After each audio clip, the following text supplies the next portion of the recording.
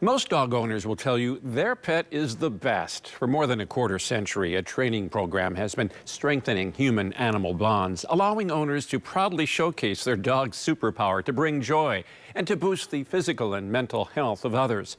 Jenna Wells shares this Pets Helping People success story.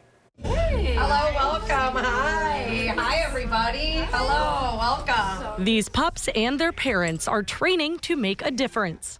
Go ahead and ask your dogs to lay down. It's Tuesday night. I get to go play with people's dogs and help humans communicate with their dogs that much better. Working to be the next handler pet teams for Pets Helping People. We're in our 26th year as a nonprofit organization here in southeastern Wisconsin. And what we do is we train and we certify therapy dogs and their handlers. Oh, good shape.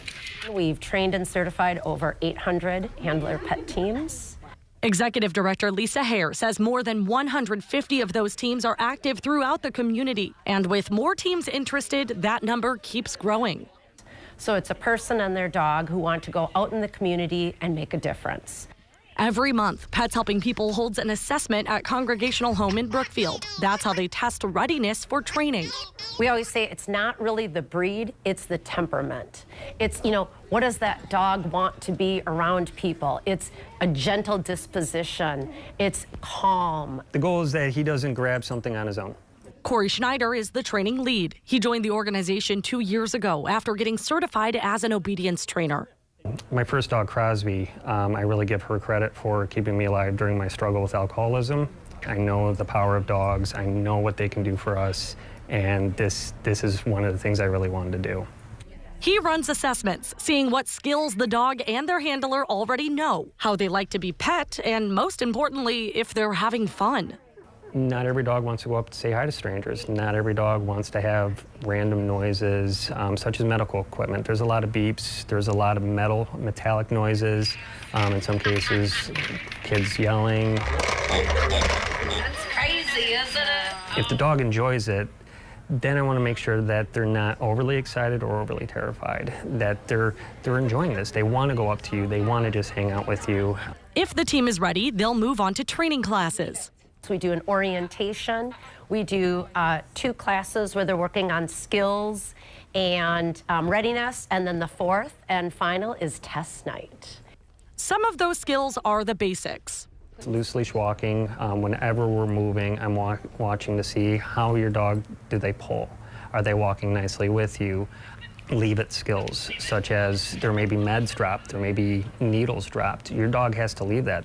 The trainer's favorite exercises are scenarios. They're presented with situations that they may encounter and how to deal with that, how to adjust to that. Oh, whoops. It's basically a role play. It's a little bit like theater.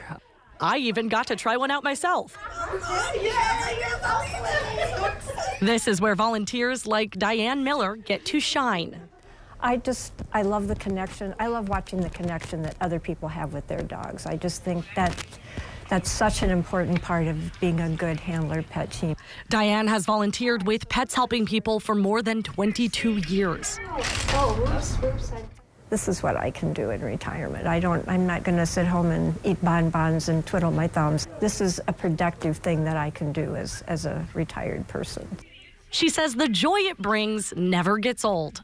The dog and the person have to work well together. They have to know each other, read each other. And I love watching that. And the smiles when they pass the exercises and we give them their certificate. Once teams are certified, they can visit classrooms, first responders, residential communities, hospitals, even hospice centers. They're providing love, they're providing support, they're providing a compassionate connection. Sometimes they're just being there. Hi, Anita. They can literally walk into a room, look at one person that needs them, and they just go right to them. And in some cases, they just sit right in front of them like, I'm here, go ahead and pet me, it's all right.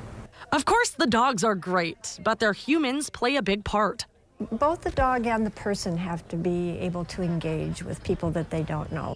Together, they can create special interactions. The resident is petting the dog, and suddenly a conversation develops between the resident and the handler. And we start learning things about them that, maybe they hadn't shared before. And those moments are what makes their work so fulfilling. we get the pleasure of getting to make a difference, and it's so important in our community. Loneliness is an epidemic in this world, and we get to help. We get to help make a difference.